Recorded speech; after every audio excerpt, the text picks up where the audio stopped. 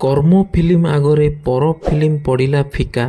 ସିଦ୍ଧାନ୍ତ ମହାପାତ୍ର ଦେଇପାରିଲେନି ଟକ୍କର ଅନୁଭବ ମହାନ୍ତିଙ୍କୁ। ତ hello friends, welcome to my channel cinema ଖବର ରକ୍ ନଜରକୁ। ତ ଫ୍ରେଣ୍ଡ, ଓଡ଼ିଆ ମୁଭି ପରବ ଡିସେମ୍ବର 20ରେ ସିନେମା ଘରେ ରିଲିଜ୍ ହୋଇଛି। ଏହି ଫିଲ୍ମର ବଜେଟ୍ ହେଉଛି 5 କୋଟି ଟଙ୍କା।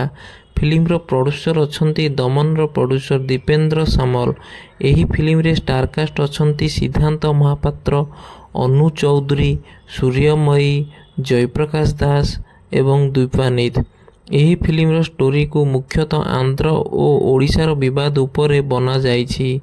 ଏହି ଫିଲ୍ମକୁ ରେଟିଂ ମଧ୍ୟ ଭଲ ମିଳିଛି, କିନ୍ତୁ ଆଶା ଅନୁରୂପକ ବ୍ୟବସାୟ କରିପାରିନି ବକ୍ସ ଅଫିସରେ। ଏହି ଫିଲ୍ମଟି ଫାର୍ଷ୍ଟ ଡେରେ କଲେକ୍ସନ କରିଛି ଜମା 2 ଲକ୍ଷ ଟଙ୍କା ଏବଂ ସେକେଣ୍ଡ ଡେରେ କଲେକ୍ସନ କରିଛି 3 ଲକ୍ଷ ଆଉ ଥାର୍ଡ଼ ଡେରେ କଲେକ୍ସନ କରିଛି 6 ଲକ୍ଷ ଟଙ୍କା।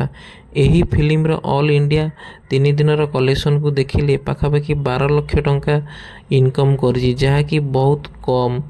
ତ ପର ଫିଲ୍ମର ପ୍ରଡ୍ୟୁସର କହିଥିଲେ ଫିଲ୍ମଟି କର୍ମ ଫିଲ୍ମର ରେକର୍ଡ ଭାଙ୍ଗିବ।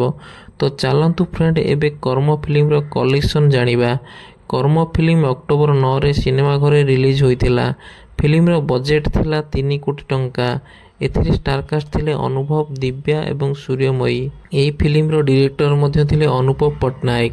ଫିଲ୍ମଟି ଫାର୍ଷ୍ଟ ଡେରେ କଲେକ୍ସନ କରିଥିଲା 37 ଲକ୍ଷ ଟଙ୍କା ଏବଂ ସେକେଣ୍ଡ ଡେରେ କଲେକ୍ସନ କରିଥିଲା 30 ଲକ୍ଷ ଏବଂ ଥାର୍ଡ଼ ଡେରେ କଲେକ୍ସନ କରିଥିଲା 35 ଲକ୍ଷ ଟଙ୍କା।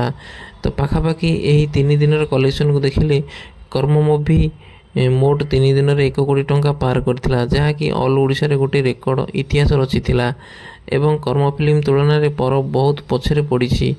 ଅନୁଭବଙ୍କ ଷ୍ଟାରଡମ୍ ଆଗରେ ସିଦ୍ଧାନ୍ତ ଫେଲ୍ ମାରିଛନ୍ତି। ତ ଦର୍ଶକ ବନ୍ଧୁ, ଆପଣଙ୍କୁ କ'ଣ ଲାଗୁଛି, ସିଦ୍ଧାନ୍ତ କ'ଣ ଅନୁଭବଙ୍କୁ ଟକ୍କର ଦେଇପାରିବେ? ତ କମେଣ୍ଟ କରି ନିହାତି ଭାବେ ଜଣାନ୍ତୁ। ତ ପୁଣି ଦେଖା ହେବ ନେକ୍ସଟ ଭିଡ଼ିଓରେ। ଜୟ ଜଗନ୍ନାଥ।